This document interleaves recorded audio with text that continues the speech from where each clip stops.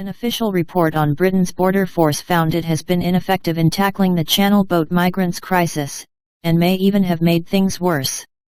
The independent review of border force by Alexander Downer, Australian Foreign Minister for many years in the 1990s and early 2000s and, more recently, the Commonwealth country's High Commissioner to the United Kingdom, had been commissioned by Home Secretary, Priti Patel MP.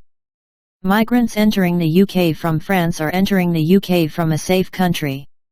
There is no reason for people to be using this dangerous route, and its use needs to be disincentivized, Downer noted in his report, adding that the British government's overall approach to this problem over the past few years has been ineffective and possibly counterproductive in preventing these journeys. Border Force, which exists to protect the UK border, is effectively rescuing people and then escorting them into port and enabling them to enter the UK, he explained, adding dryly that it is unsurprising that there is some public disquiet about this issue.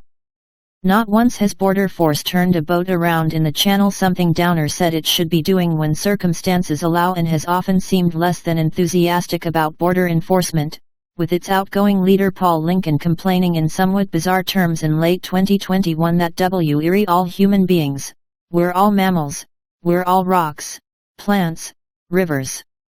Bloody borders are just such a pain in the bloody ass.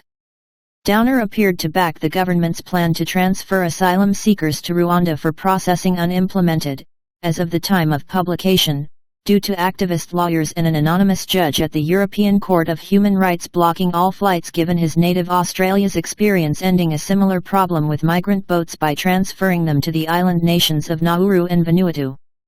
The rapid movement of people that have entered the UK illegally to a third country reduces the risk of the removal process being frustrated. The eligibility for removal should embrace all cohorts of people who enter the UK illegally, he explained, accounting for the fact that, once they are on British soil, most bogus asylum seekers are never removed even after their claims are rejected.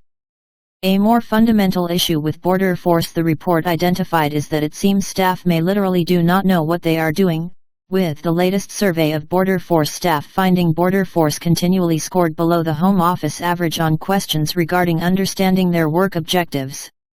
Downer also noted manpower issues with Border Force, citing data prepared informally by Border Force which suggests that it has a lower staff to passenger and goods volume ratio than Australia, New Zealand, or the USA. This is a thorough and painstaking report with which Alexander Downer pulls no punches, said Alp Mehmet, chairman of the Migration Watch UK think tank, in comments to Breitbart London. Going by Mr. Downer's damning review, the Border Force's operational defects and tendency to lurch from crisis to crisis will not be solved by any amount of more up-to-date equipment or boost to recruitment, he suggested. The Home Secretary's ambition to have in place a best-in-the-world system in place by 2025 strikes me as pie in the sky. I really hope I am wrong, he added.